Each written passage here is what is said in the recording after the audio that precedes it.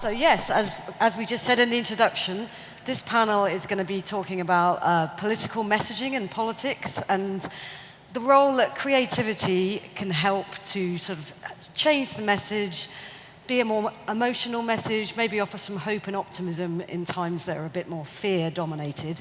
But to set the tone, I think we should show the film that Mikael and Tanja made together for the European elections earlier this year, which was a huge success. But let's watch the film and then we can get into it.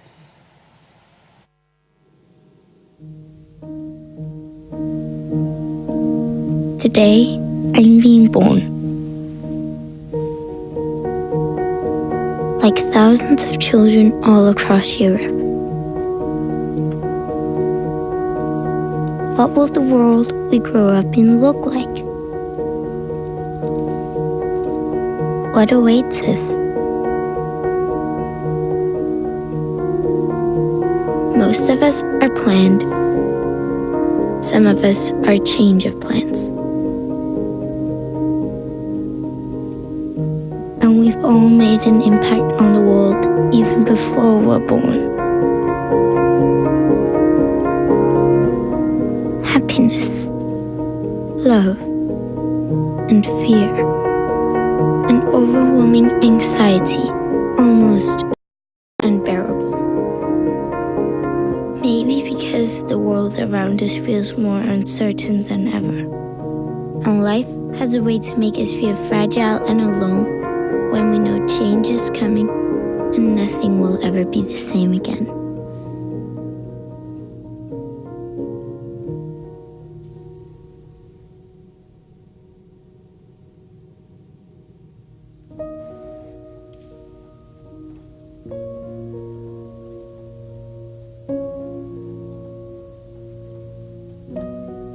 Some say that we're born into this world alone.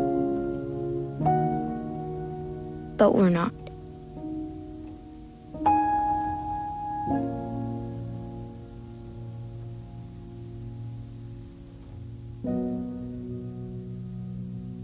From the second we come into this world, we're in it together. And the love in the world grows.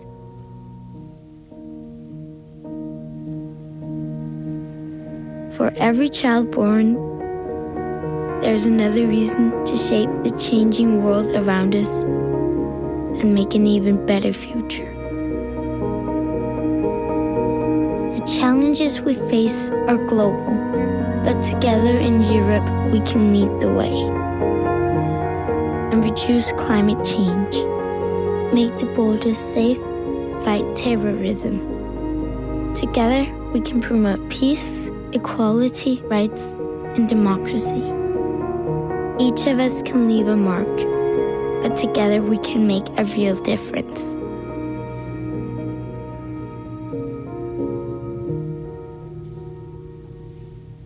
That's why we vote. Today, I'm being born. Choose the Europe you want me to grow up in.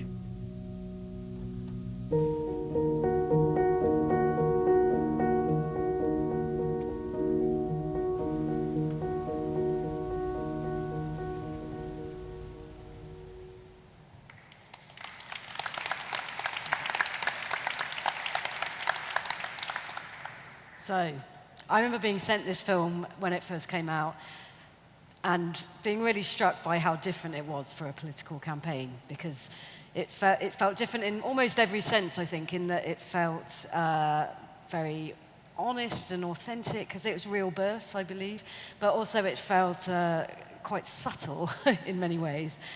So I'm interested to know how you kind of got to that place and what's the sort of backstory? How did you decide to take an approach like that? Oh, yeah. It all started with Tanja and her team doing a strategy that phrased Choose Your Future.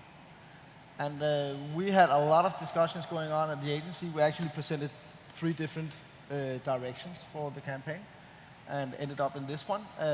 What we wanted to give hope, and we wanted to engage people, and we know for a fact that engaging people, you need to strike the right emotions. Yeah. And there are so many things going on in the world right now, so we need to unite Europe around solving all these topics. Some of them has been discussed today, climate crisis, but also other big topics. And giving hope for the future was really, really important, and strike the right emotions to kind of fuse that importance of going to vote at European elections was important. Yes, which isn't in itself an easy sort of, it could feel a little dry in some ways, but somehow this film made it feel anything but dry. It did make it feel essential suddenly. Yeah, I mean, I'm incredibly proud of what we've done together in that sense, because I mean, I've seen it 1,000 times and I still cry when I see it. Yeah, it's emotional. And it kind of pushes you to an area where you have to relate to this. And that was the whole idea. And if we can strike those kind of emotions, people will actually take their responsibility of the future of their kids. Yeah. And that we succeeded in that, and there were many obstacles. I mean, before we actually had the final content, but it was a success. And then sometimes you need a little bit of help, hard work, but a little bit of help to strike the exact right emotions. And we had that. But it all actually started with the strategy done by the Parliament.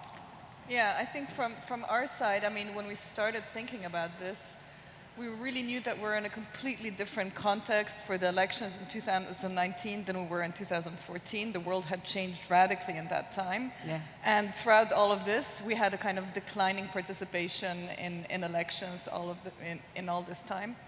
And we knew that in order to really get to people, we would have to have something much more emotional than we ever did before. And I think the fact that we had this feeling of kind of last chance elections and we really have to work to turn this around also made us much more bold in our ability to say yes to a pretty radical proposal from an agency like Antco, and that we sort of said, okay, yes, we'll just go with it.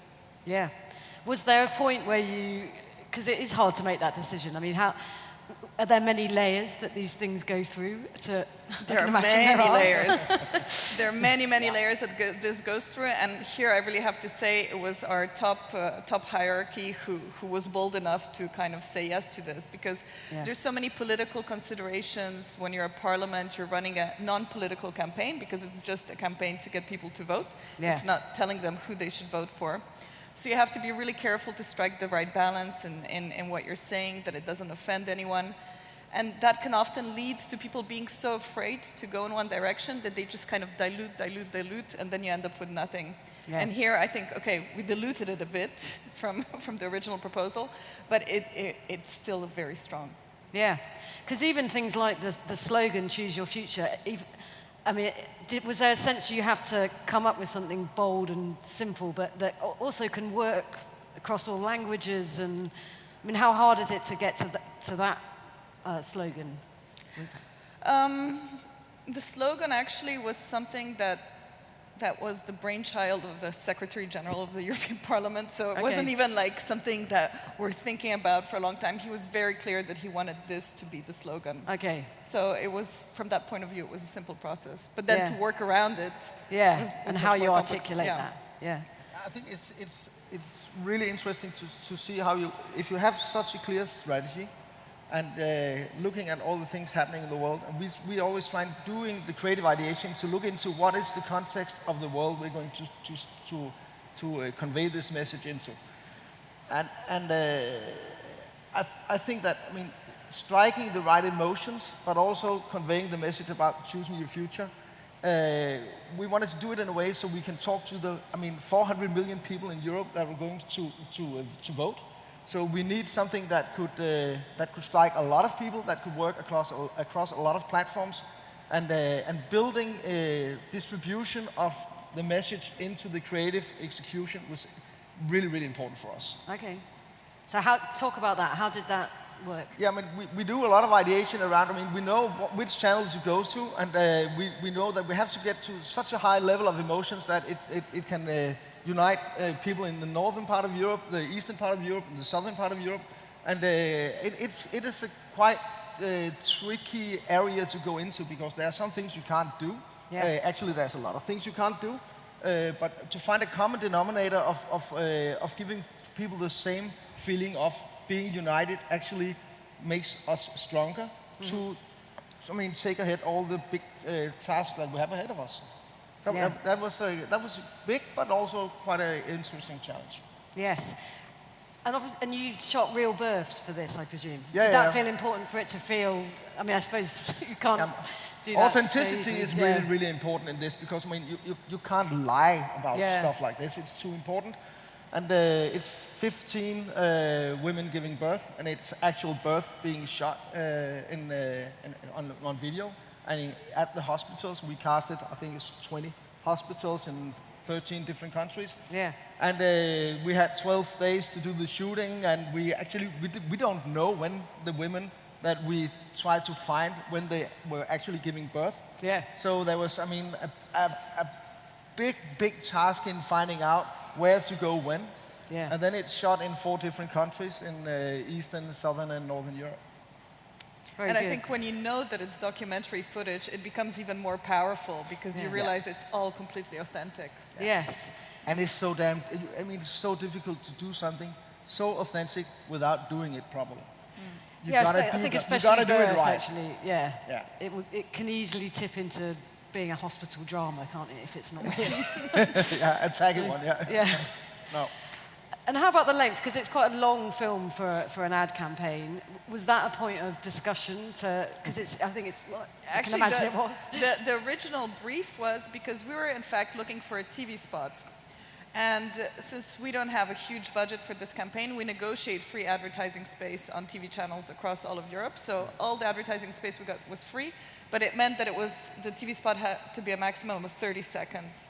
Okay. So the original brief was for the 30-second TV spot, and Antco came in and created something completely different, which was actually based on the hero movie that we just saw for online, and then the TV spot was kind of a 30-second version of this, which incredibly still worked really well. Yes. It's a completely different way of working. I mean, when you as a creative agency, you get a brief, you look into the brief, you try to find, different creative angles into that, how to tell that story and convey the message. But if you look into how can we actually go into context of what is happening in the world, how can you take the sentence "choose your future," what kind of creative directions can you find, and how will you distribute it? Yeah. And we know that, with the budget at hand, we could not reach the 400 million people. We know, being experienced in marketing and advertising, that was a no-go. We had to kind of leverage to something that created so much attention, that media picked it up, that other social media picked it up, and shareability and engagement was really high. Yeah. That's the only way you can get messages like that across with that amount of budgeting behind.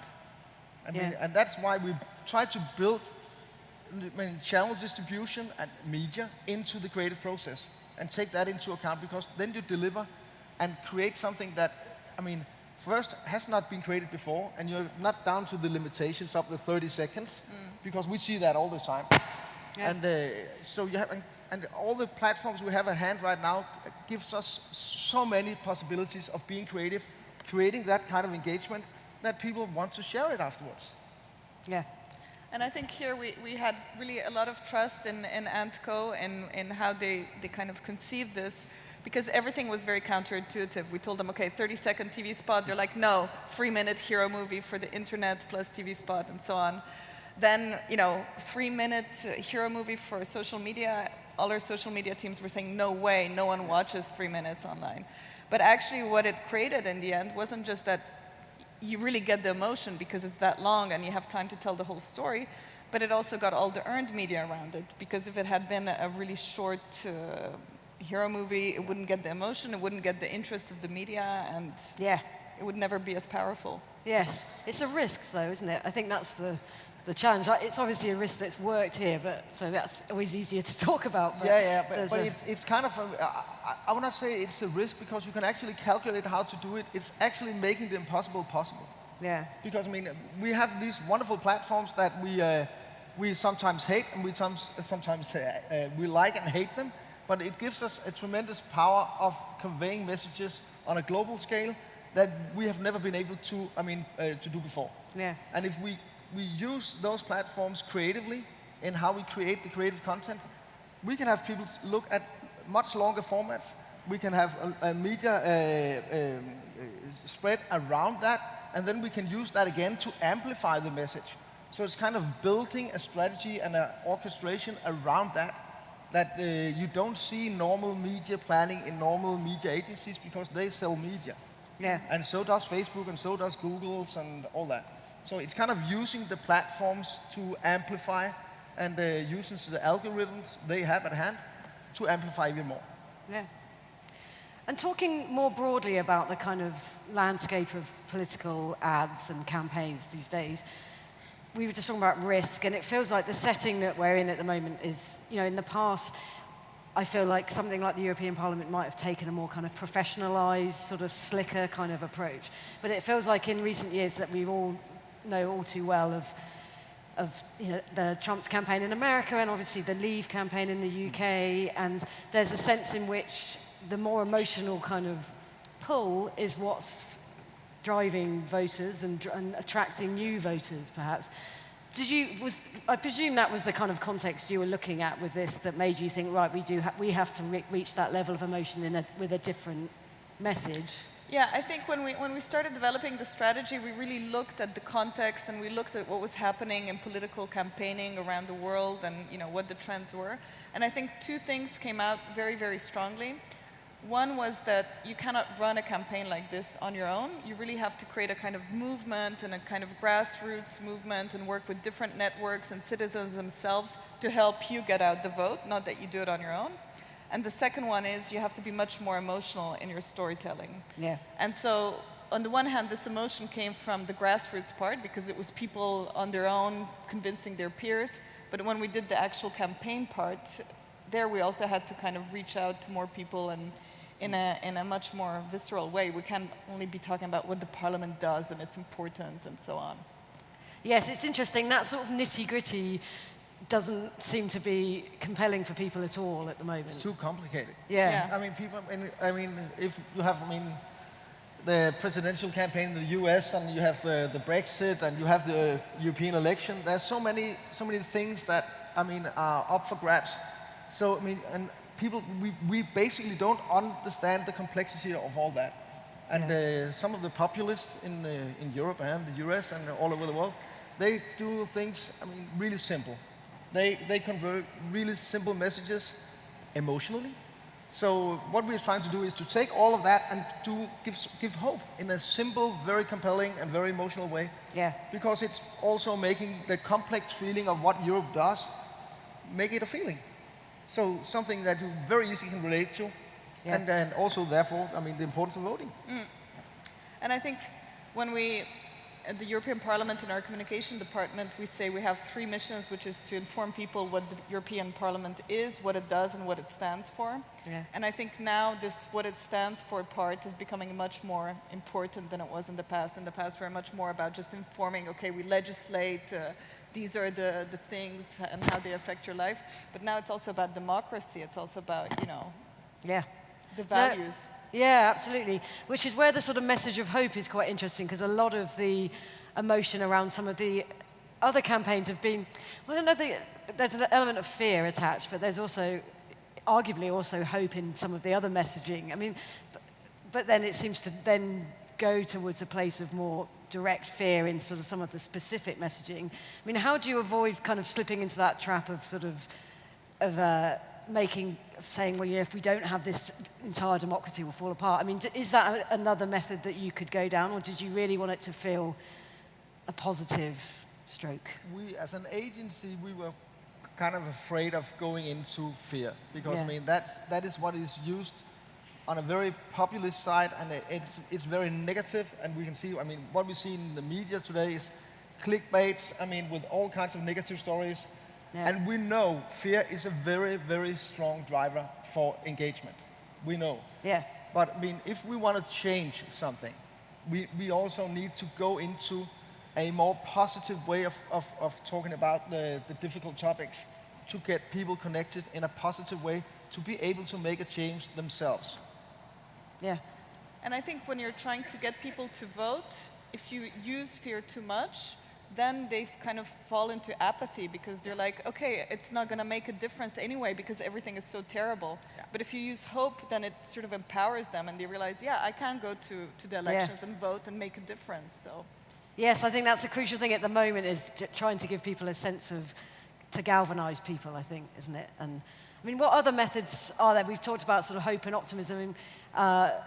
In the headline for this talk, that humour was mentioned, and I think, speaking from the UK's point of view, we've seen humour used a lot as a counterpoint to some of the more fearful messages that have been coming out, but more from an activism sort of standpoint rather than a kind of professional party. Although in the US, I know the Democrat Party have been working with comedians, like script writers, comedy script writers. Is that an approach the European Parliament could take, or is it just too difficult with such a broad audience? I think it's too difficult because to translate humor, the same humor across so many different countries, you get into trouble because it's very difficult and it doesn't necessarily translate.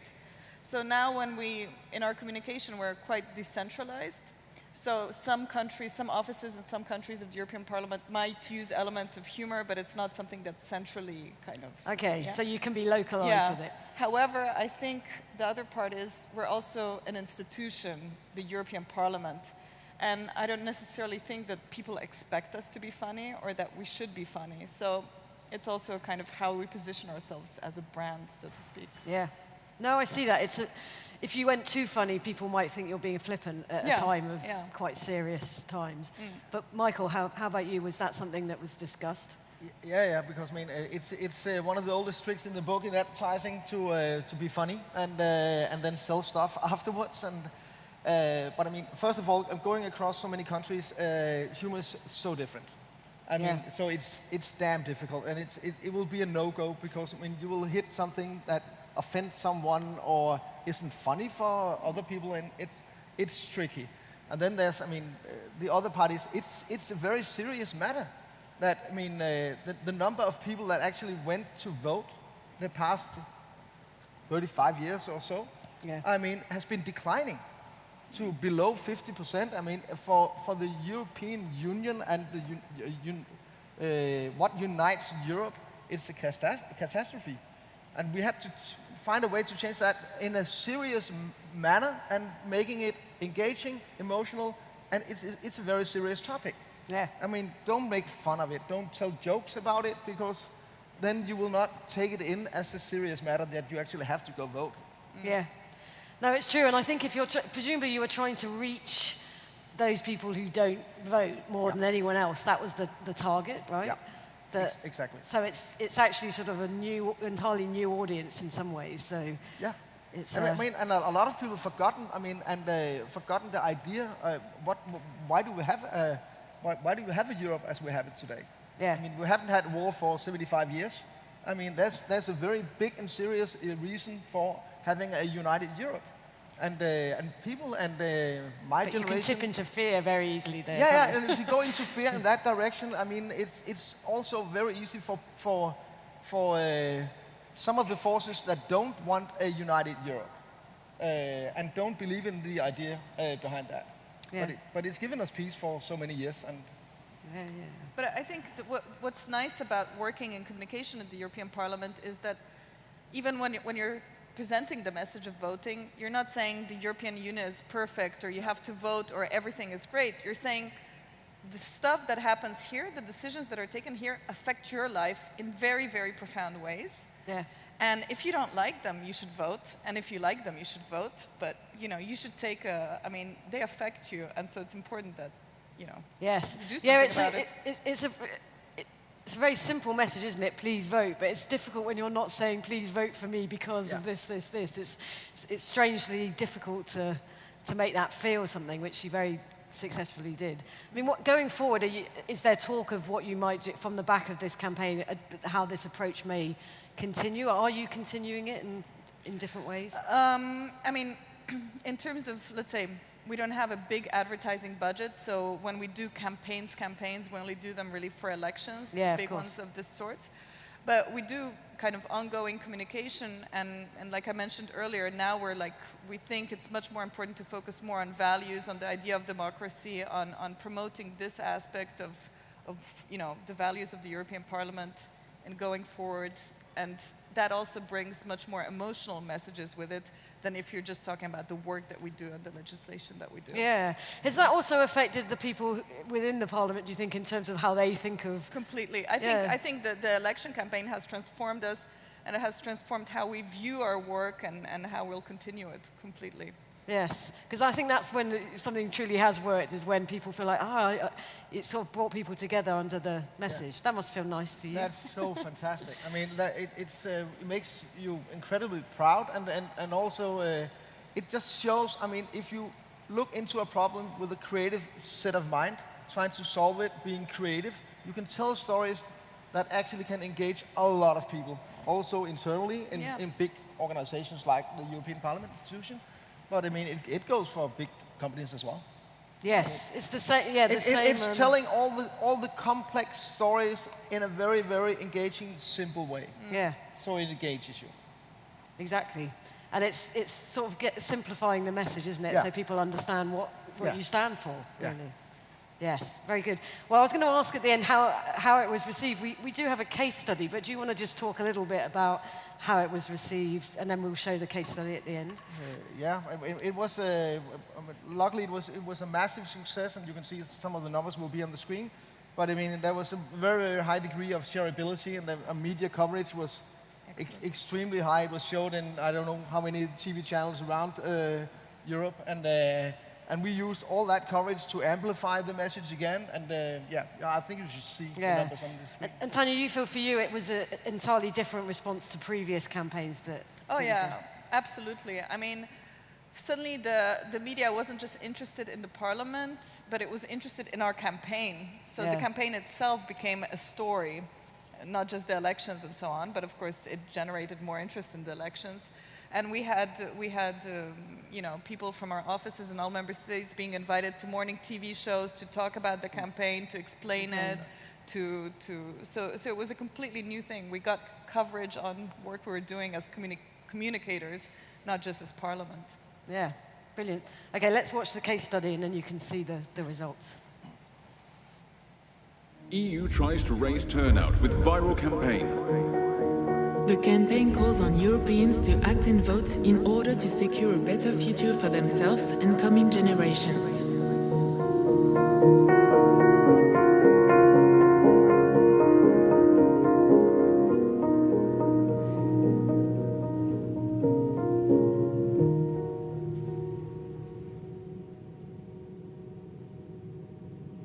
The Choose Your Future campaign is provocative.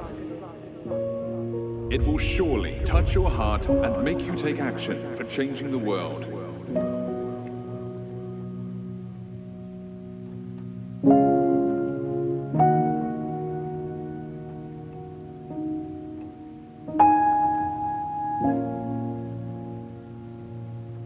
Birth video becomes a viral hit. Edward touches millions of Europeans. Election video breaks taboos, smashes viewing records, and leaves Hollywood envious.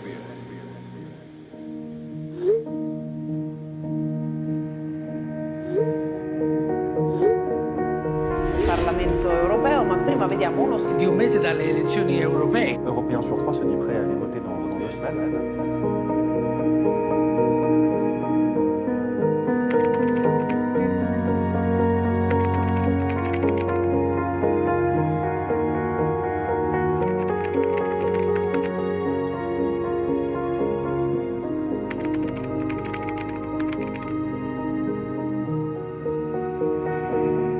It's one of the largest democratic exercises in the world. Turnout across the bloc has been the highest it's been in decades. The first year that actually sees the turnout go up. Huge win for European democracy. They're claiming that people care now about the future of the European Union, and people did go out to vote. An unprecedented success. An emotional clip with dazzling success.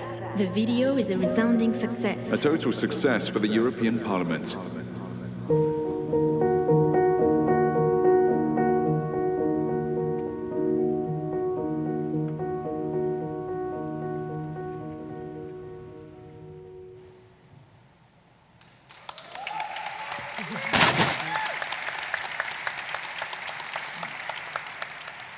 think that's a good point to close on, unless you have more.